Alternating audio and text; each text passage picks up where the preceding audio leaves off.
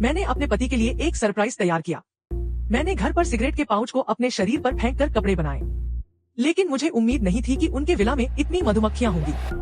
बस ऐसे ही इस रोमांटिक और रोमांचक सरप्राइज के साथ वे मधुमक्खियों से वापस आ गए।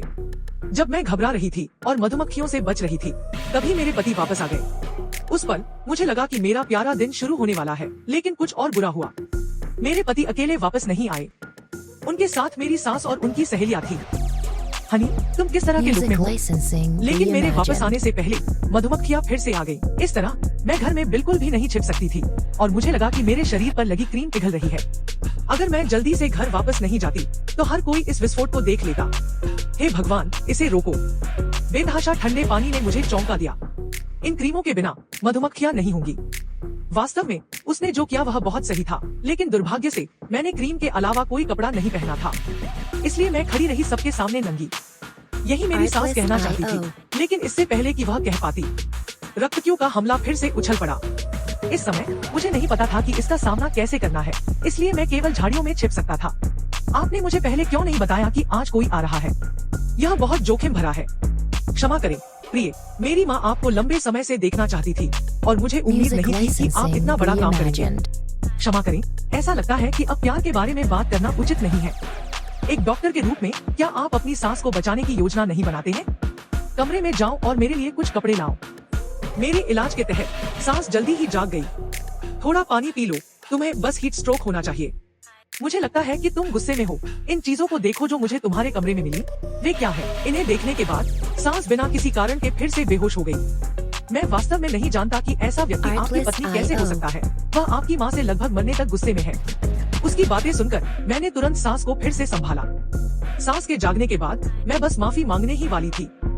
तुम्हें पहले नींबू पानी बनाना चाहिए और उससे दूर रहना चाहिए। जब मैं रसोई में व्यस्त थी तो मेरे पति आ गए। जब मुझे लगा कि हम अच्छी तरह से बात कर सकते हैं तो सास जॉन को ले गई। हालांकि मुझे नहीं पता कि वे किस बारे में बात कर रहे हैं। मुझे बुरा लग रहा है।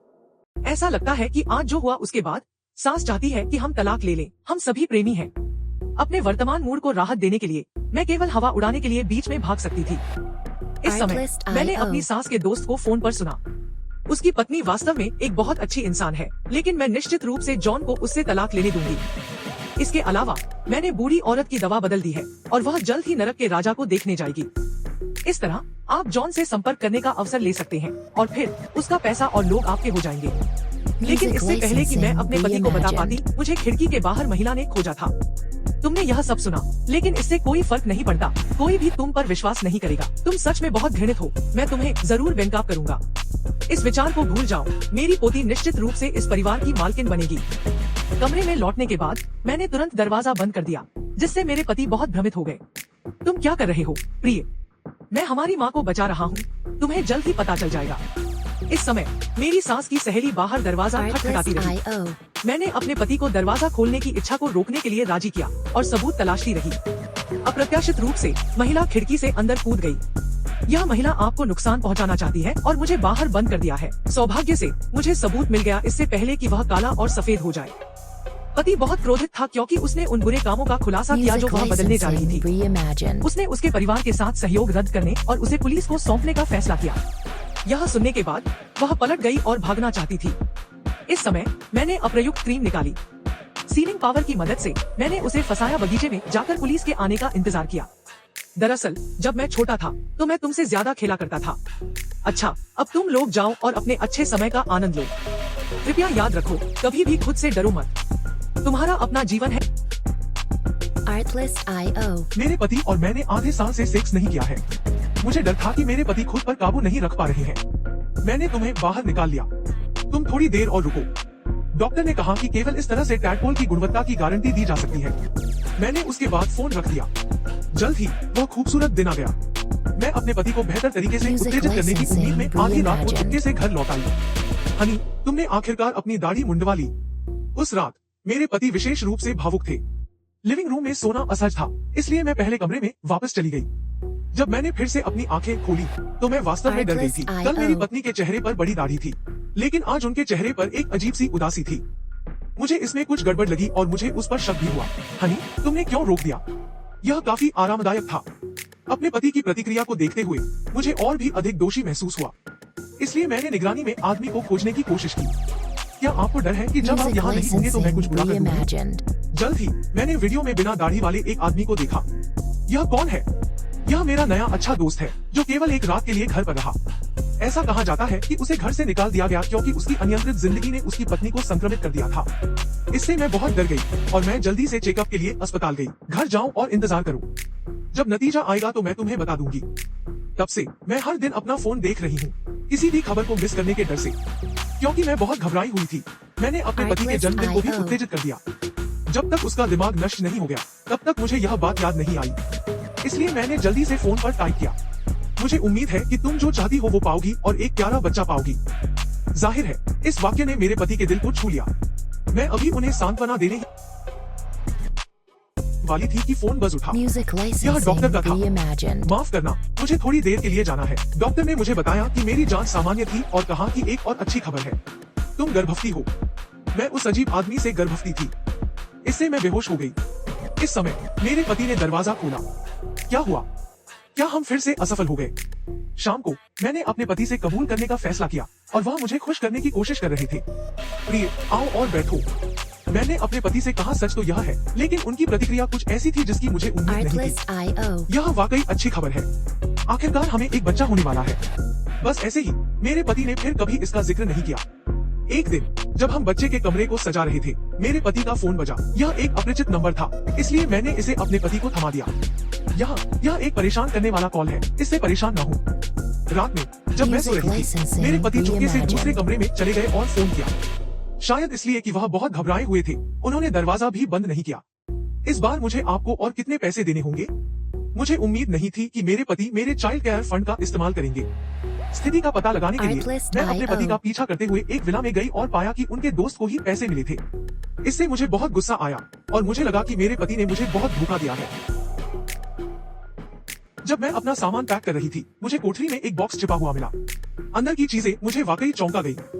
इसलिए मेरे पति के घर आने के बाद मैंने उनसे सवाल करना शुरू किया, तुमने मेरे द्वारा दिए गए उपहार का उपयोग क्यों नहीं किया? मैं थोड़ा अनिच्छुक थी और मैं हमेशा इसे निपटाने के लिए नाई की दुकान पर जाती थी। मैंने इसे इस्तेमाल करने के लिए खरीदा था, मुझे इसे तुम्हारे लिए आजमाने दो।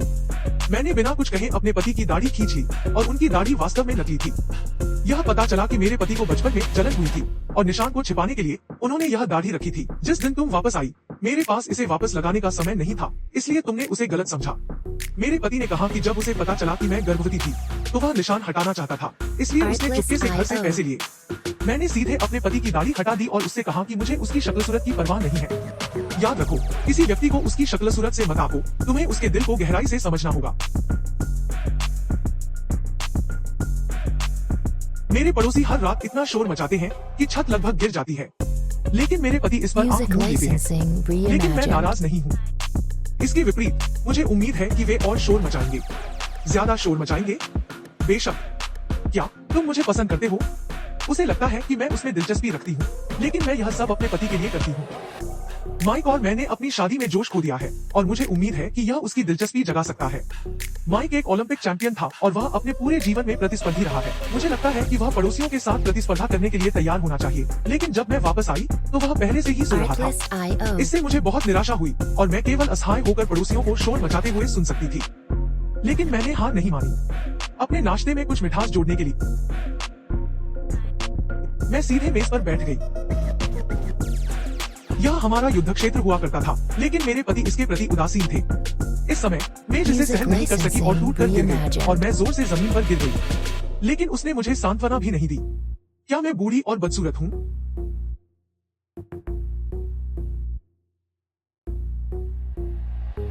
मैंने खुद को आईने के सामने देखा क्योंकि वह बहुत ही बेकार था। शादी के 5 सालों ने मेरे फिगर को पूरी तरह से बदल दिया है। मेरा वजन बढ़ गया है, झुर्रियां पड़ गई हैं और मेरे बाल सफेद हो गए हैं। हालांकि माइक ने खुद को अच्छी तरह से बनाए रखा है।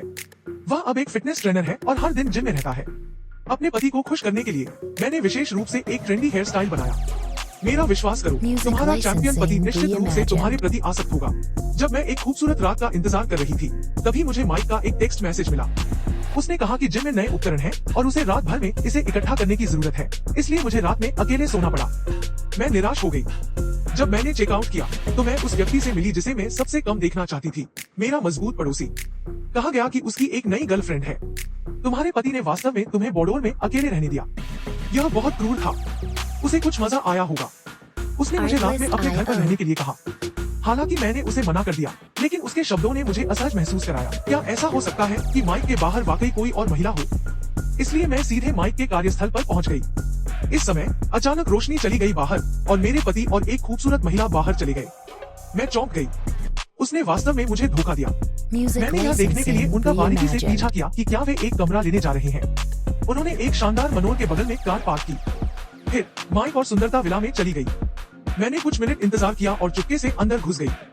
जैसे ही मैं खिड़की के पास पहुंची, मैंने एक हिंसक हांफने की आवाज सुनी और कांच जल्दी से गर्म हवा से ढक गया। मैंने लंबे समय से ऐसे मजबूत पति का अनुभव नहीं किया है। वह जगह मेरी होनी चाहिए। इस समय माइक ने वेंटिलेशन के लिए खिड़की खोली और मुझे देखा। पत्नी, तुम यहाँ क्यों हो? यह वही है जो मैं तुमसे पूछना चाहता था, लेकिन मुझे पहले से ही जवाब पता है। मेरी बात खत्म होने के बाद मैं जाने वाला था। माइक जल्दी में खिड़की से बाहर कूद गया। उसने मेरा हाथ पकड़ लिया और मुझसे कहा कि मैंने उसे गलत समझा। उसने मुझे अंदर देखने का इशारा किया। पता चला कि अभी अभी जो हांफने की आवाज आ रही थी, वह इस खूबसूरत महिला के व्यायाम करने की वजह से आ रही थी और उसने मुझे धोखा नहीं दिया। मैंने उससे पूछा कि उसने मुझसे झूठ क्यों बोला कि वह जिम में ओवरटाइम कर रहा था। उसके बाद माइक ने मेरे सामने सब कुछ कबूल कर लिया। शादी से पहले उसने मुझे सबसे अच्छी जिंदगी देने का वादा किया था, लेकिन चोट के कारण सेवानिवृत्त होने के बाद उसे केवल कोचिंग की नौकरी ही मिल सकी। उसका मामूली वेतन ही मुझे इस सस्ते और पुराने अपार्टमेंट में रहने की अनुमति देता था।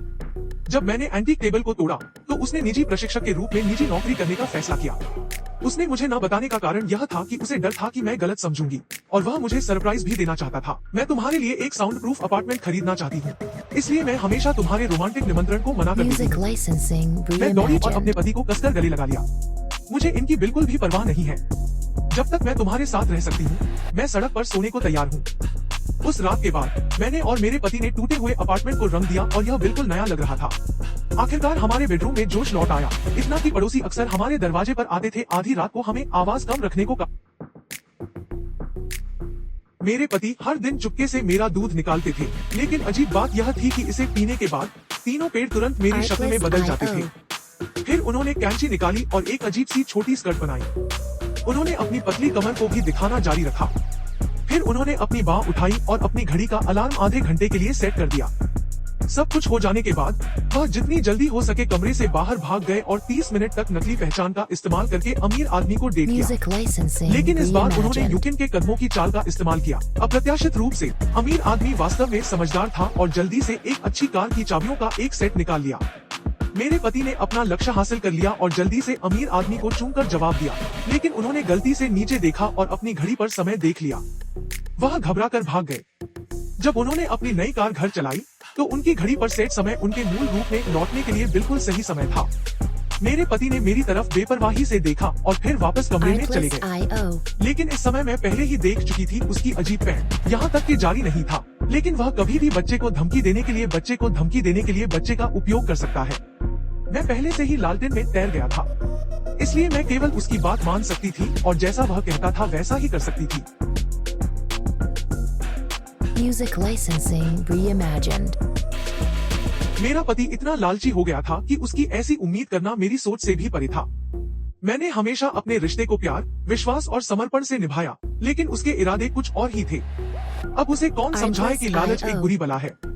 वह यह बात समझने को तैयार ही नहीं है। उसने मुझे और मेरे बच्चे को न जाने कितनी तकलीफें दी, कितने दर्द दिए, और मैं बेबस होकर सब सहती रही। वह सिर्फ मेरा इस्तेमाल कर रहा था, मेरा दूध पीकर, मेरी सुंदरता का फायदा उठाकर, मेरी भावनाओं से खेलकर। मैं उसे अपना सब कुछ मानती रही, लेकिन उसके लिए मैं सिर्फ एक जरिया थी, एक साधन, जिससे वह अपने स्वार्थ पूरे कर सके। इस रिश्ते में मैंने हर दर्द सहा, हर आंसू पिया, लेकिन अब मेरी सहन शक्ति जवाब देने लगी है। क्या वाकई प्यार का यही हश्र होता है?